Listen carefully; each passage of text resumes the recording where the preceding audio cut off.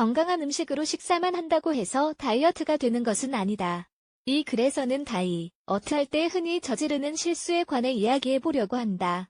팁을 메모해 두었다가 다이어트할 때 꼭 적용해보자. 훨씬 더 효과적으로 체중 감량을 할 수 있을 것이다. 1. 자주 체중 재는 것. 1시간에 한 번씩 체중을 재는 것은 아무 소용이 없다. 힘만 빠질 뿐이다. 체중은 하루 동안 해도 시간마다 다 다르다. 식단과 칼로리 등 여러 요인에 따라 달라지기 때문이다. 그러니 체중계에 너무 강박을 갖지 말자. 같은 체중계로 매일 같은 시간에 체중을 재야 한다. 또 옷을 벗고 재는 것이 좋다.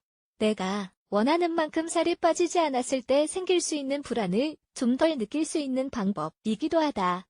2. 친구의 다이어트 방법이 나에겐 맞지 않을 수 있다. 다이어트가 누구에게나 같은 효과가 나타날 것 같지만 사실은 그렇지 않다.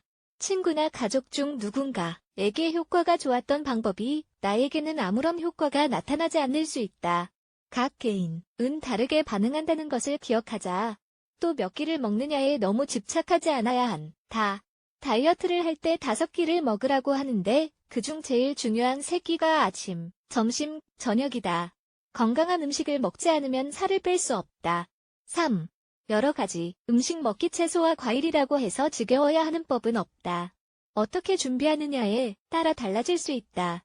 매일 저녁으로 샐러드를 먹는다면 지겨워질 것이다. 여러 가지 음식을 먹으면 다이어트를 한다는 느낌이 덜 들 것이다.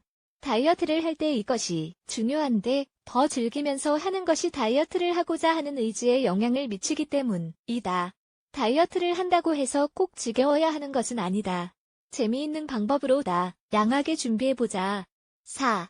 운동에 강박을 가지지 말자. 다이어트 할 때 운동은 중요하지만 그렇다고 해서 너무 강박을 가지지 말자. 운동하는 것과 섭취 칼로리의 균형을 맞추는 것이 중요하다. 5. 다이어트 할 때라도 예외를 만들지 말자. 먹지 말아야 하는 음식이 생각날 때가 있다. 이런 것이 반복되면 다이어트를 할 수 없다. 디저트를 나눠 먹거나 오후에 일하다가 빵을 먹는 것은 괜찮을 수 있지만 어느 때보다 의지를 가져야 한다는 것을 기억하자. 다이어트를 열심히 할 때의 결심을 깨지 않는 것이 제일 좋다. 그러면 다른 음식을 먹고 싶은 유혹을 뿌리칠 수 있다. 미리 예방하는 것이 좋다. 6. 중요한 것 중 하나, 물 마시는 건. 물을 많이 마시는 것은 중요하다. 칼로리가 낮은 음식을 먹는 다이어트를 할 때는 특히 더 그렇다.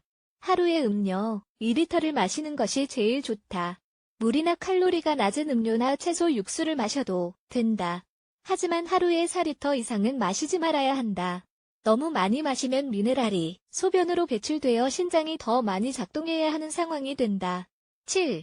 전문가에게 상담하고 믿음 갖기. 소모하는 칼로리 양보다 더 적은 칼로리를 섭취하는 것이 제일 효과적인 방법이다. 소모하는 칼로리가 더 많으면 당연히 체중이 감량된다.